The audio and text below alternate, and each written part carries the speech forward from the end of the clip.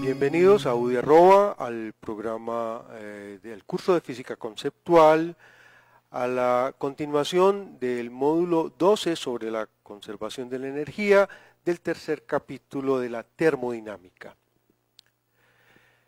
Discutimos en el módulo anterior cómo es posible recuperar la ecuación de estado para los gases ideales a partir de un modelo mecánico tan extraordinariamente sencillo como el que vemos en esta gráfica.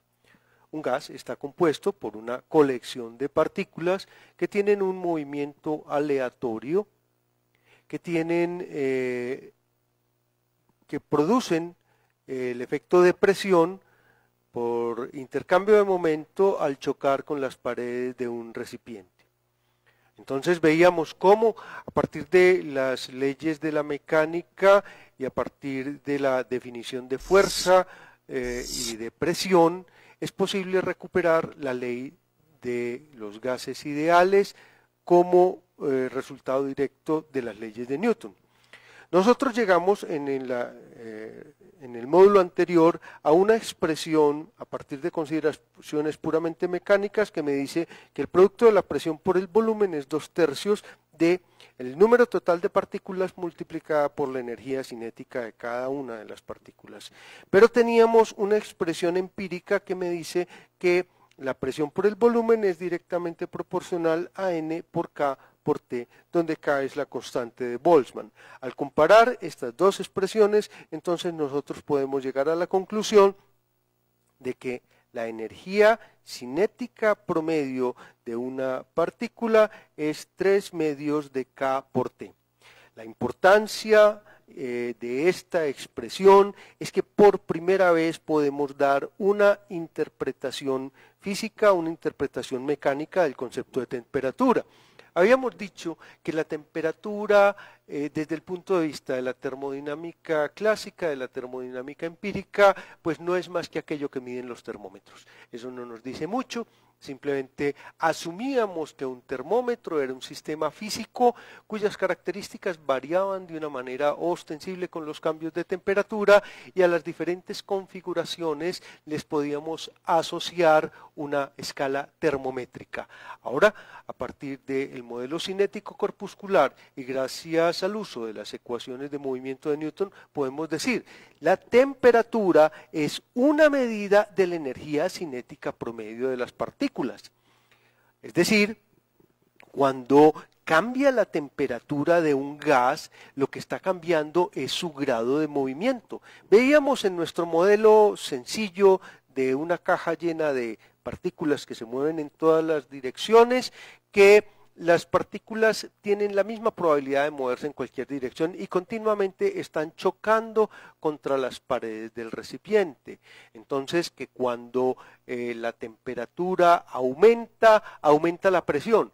Podemos explicar este fenómeno de una manera muy sencilla diciendo, al aumentar la temperatura, aumenta la energía cinética promedio de cada una de las partículas y por lo tanto los choques sobre las paredes van a ser más frecuentes y con una intensidad mayor. Es decir, el intercambio de momentum entre cada partícula y las paredes será mayor. Si nos devolvemos al modelo en el que veíamos que la presión cambia con el volumen, también podemos pensar, si en este sistema aumenta la temperatura, las partículas van a ejercer una mayor presión sobre esta tapa, haciendo que la tapa se vaya desplazando. Es decir, el modelo cinético corpuscular nos da la posibilidad de explicar todas las características fundamentales del movimiento y de los procesos termodinámicos a partir de la idea de movimiento. La importancia de poder reducir la termodinámica a la mecánica es fundamentalmente poder aplicar a los fenómenos termodinámicos la extraordinaria capacidad predictiva, analítica que tiene la mecánica newtoniana. Sin embargo, no fue fácil llegar a la expresión, a la identificación de calor y movimiento, puesto que había una idea muy arraigada en la comunidad científica de que el calor debería ser algún tipo de sustancia. Es uno de los capítulos más interesantes de la física y uno de los dos grandes logros de la física del siglo XIX, el haber llegado a la concepción de que el calor es una forma de movimiento y a la expresión física y matemática de esta característica a través de la ley de conservación de la energía. En la ley de conservación de la energía se manifiesta el carácter universal de las leyes de la física aplicadas a una gran variedad de situaciones. Miremos. Una de las primeras manifestaciones de que el calor era alguna forma de movimiento fueron hechas por el conde Rumford, quien antes de ser conde se llamaba Benjamin Thompson. Thompson era una persona que se dedicaba a la construcción de cañones en el siglo XIX, y la construcción de cañones desde la Edad Media era un proceso bastante artesanal que consistía fundamentalmente en taladrar un gran bloque de hierro. Se hacía una gran pieza de hierro fundida y posteriormente se la taladraba. Una de las observaciones que se hacían es que cuando el taladro iba perforando el ánima del cañón y se iba desprendiendo la viruta, se elevaba la temperatura de una manera absolutamente considerable. Hoy en día cualquiera de nosotros puede tener la experiencia de acercarse a un taller de mecánica donde hay taladros y fresadoras y se puede observar cómo el funcionamiento de estos aparatos depende fundamentalmente de una buena lubricación con emulsiones de agua y aceite para poder reducir las grandes temperaturas que se producían. Inicialmente se consideraba que la liberación de calor en el taladrado del ánima de un cañón se debía a que cuando el taladro despedazaba el metal liberaba el calórico. Sin embargo, la observación de Rumford fue más allá. Rumford se dio cuenta de que a pesar de que el taladro estaba completamente amellado y que ya no se desprendían partes del ánima del cañón, el calor se seguía generando. Entonces Rumford llegó a la conclusión de que el calor era una forma de movimiento. Pero en física es muy importante que cuando se hace una afirmación, esa afirmación esté sustentada con una medida, con una predicción cuantitativa que se pueda verificar mediante una medida. Rumford trató vanamente de establecer una relación entre el trabajo mecánico y la cantidad de calor,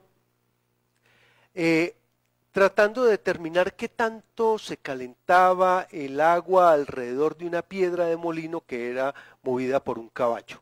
Entonces Rumford calculaba la fuerza del caballo, el desplazamiento del caballo, el movimiento de la piedra de molino y el calentamiento del agua, pero nunca pudo hacer una estimación importante porque estaba tratando un sistema termodinámico con un montaje experimental extraordinariamente abierto y contaminado, por decirlo así, por las condiciones del medio. Hubo otras aproximaciones muy interesantes a la idea de que el calor era una forma de movimiento y una de ellas proviene de un fisiólogo alemán de nombre Mayer. Mayer llegó a la conclusión de que el calor era una forma de movimiento analizando el color de la sangre de un marino que había sangrado en el trópico. La sangría era uno de los procedimientos médicos más utilizados en el siglo XIX y aún a principios del siglo XX. Consistía en extraer sangre venosa de las personas que tenían algún padecimiento, en el supuesto de que de esta manera las malas influencias habrían de salir.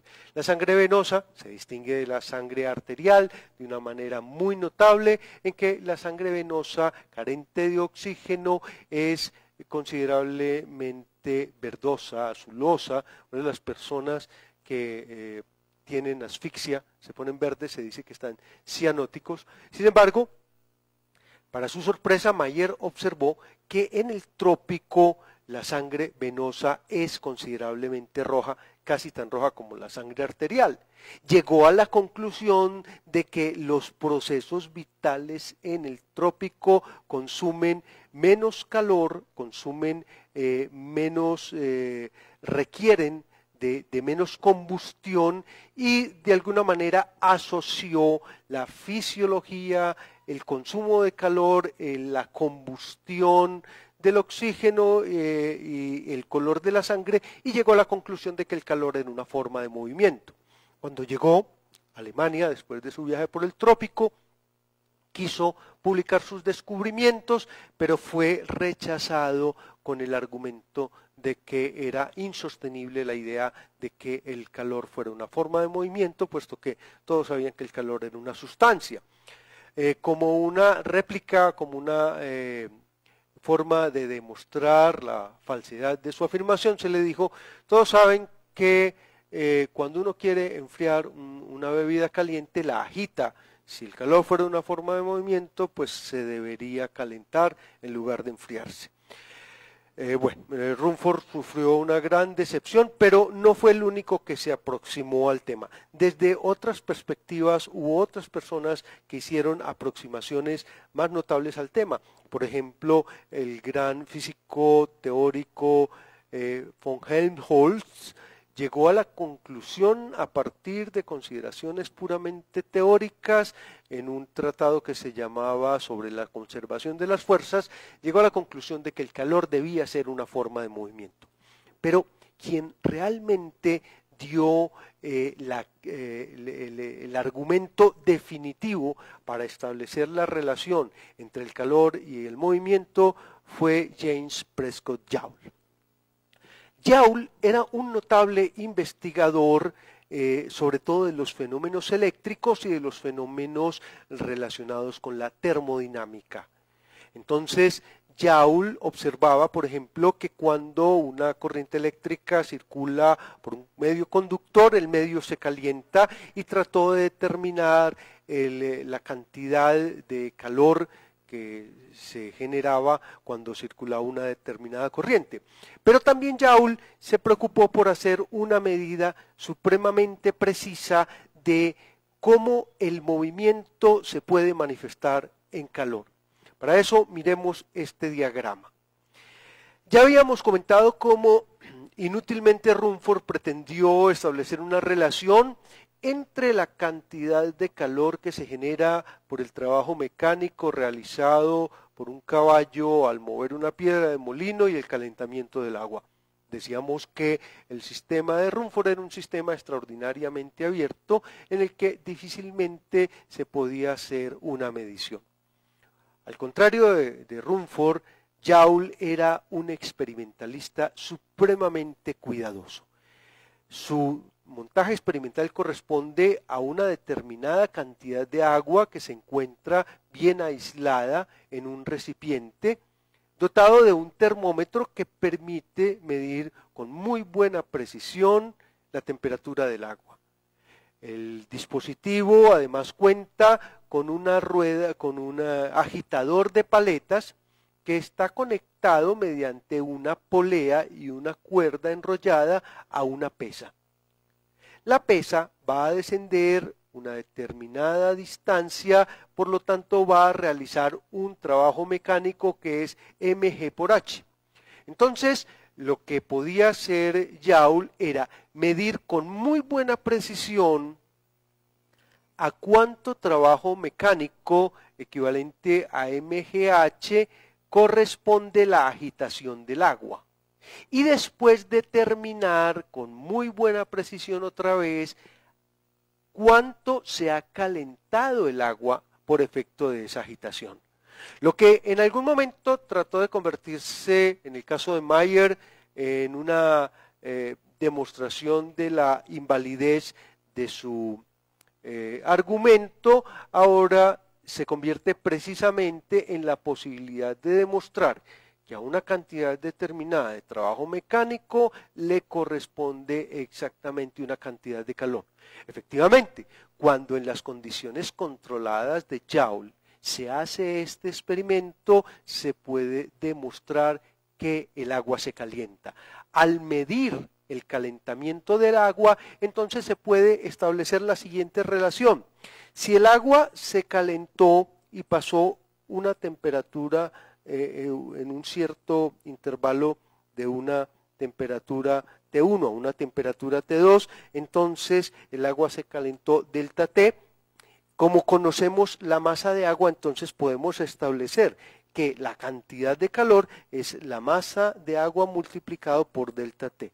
Por convención, la capacidad calorífica del agua es 1, entonces esto mide la cantidad de calor que absorbió el agua. Pero esta cantidad de calor tiene que ser igual al trabajo realizado por el peso, esta digamos es la masa del agua, y el peso que descendió una distancia h bajo la acción de la fuerza de gravedad, realiza un trabajo mecánico que es mgh.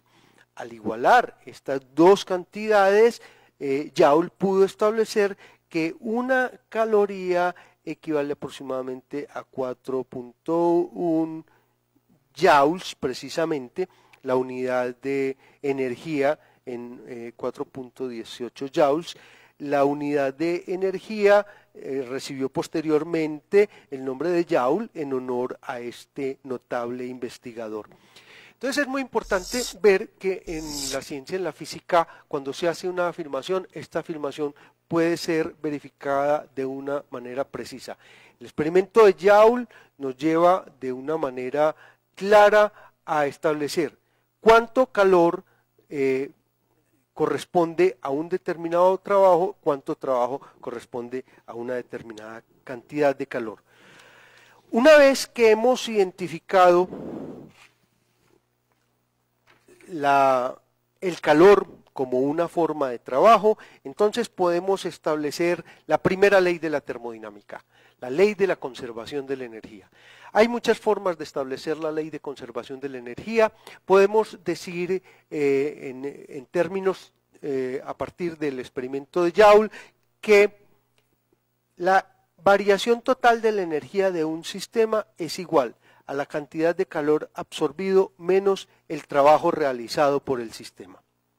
De alguna manera también se puede decir que esto es una definición mecánica del calor o una definición termodinámica de calor. La ley de conservación de la energía nos dice, si un sistema es aislado, entonces la cantidad de energía total se conserva. La cantidad de energía total es constante. Vamos entonces a definir qué es un sistema aislado a partir de los parámetros termodinámicos que hemos expresado hasta ahora. En un sistema aislado, la energía total permanece constante. Es una extraordinaria fortuna que la física pueda contar con una magnitud como la energía, de una definición tan amplia y una aplicación tan vasta a la mayor parte de los sistemas físicos y poder describir la evolución de los sistemas, predecir la evolución o decidir la imposibilidad de que haya una determinada evolución de un sistema a partir de la ley de la conservación de la energía. A través de la historia, la física y el conocimiento con mucha frecuencia han avanzado tratando de alcanzar ideales imposibles. En la antigüedad, en la Grecia antigua, se proponían problemas matemáticos de imposible solución como la duplicación del cubo o la cuadratura del círculo. Estos problemas no se podían resolver con los elementos matemáticos y geométricos de que se disponía en la época, pero en su intento de solución los investigadores aprendieron muchas matemáticas, desarrollaron mucho las matemáticas. En la Edad Media, por las características sociales y políticas de Europa, se estableció como uno de los grandes utopías construir máquinas de movimiento perpetuo, máquinas que lo pudieran hacer absolutamente todo sin necesidad de estar siendo alimentadas de ninguna manera por ningún tipo de combustible o apoyadas por ningún tipo de trabajo muscular. Se estableció entonces el ideal del movimiento perpetuo y la gran conclusión de la física del siglo XIX es: no existen máquinas de movimiento perpetuo. Es notable cómo las leyes más importantes de la física, como la ley de la conservación de la energía, es fundamentalmente una ley de impotencia. Es una ley que me dice, de un sistema mecánico no se puede extraer energía indefinidamente. A partir de un sistema mecánico no se puede generar movimiento indefinidamente. Entonces, ¿qué tenemos cuando miramos la ley de conservación de la energía? Cuando miramos la ley de la conservación de la energía, podemos decir la energía total de un sistema es la energía mecánica más la energía termodinámica más lo que podríamos llamar otras formas de energía. Es también de gran interés señalar que el concepto de energía es un único concepto en física. Cuando a la energía le ponemos adjetivos y hablamos de energía mecánica, de energía térmica, de energía química, eólica, nuclear o de cualquier otro tipo de energía, estamos haciendo referencia fundamentalmente a cuáles son los parámetros de medición. Cuando hablamos de energía mecánica nos referimos a energía que se puede medir por la velocidad o por la posición. Cuando hablamos de energía térmica, hablamos de energía que se puede medir a partir de parámetros termodinámicos como la temperatura. Cuando hablamos de energía eólica, nos referimos a la capacidad del flujo de viento para generar movimiento y así sucesivamente, pero es importante anotar que la energía es un solo concepto físico que ha mostrado ser extraordinariamente importante desde el punto de vista de la conservación. De esta manera se dice la energía, es usual escuchar la expresión, la energía ni se crea ni se destruye, sino que se transforma. Podemos decir, resumir esto al decir, en un sistema cerrado la energía total del sistema siempre se conserva. De esta manera concluimos con este módulo 12 del capítulo 3 de termodinámica para nuestro curso de física conceptual en UDI Arroba.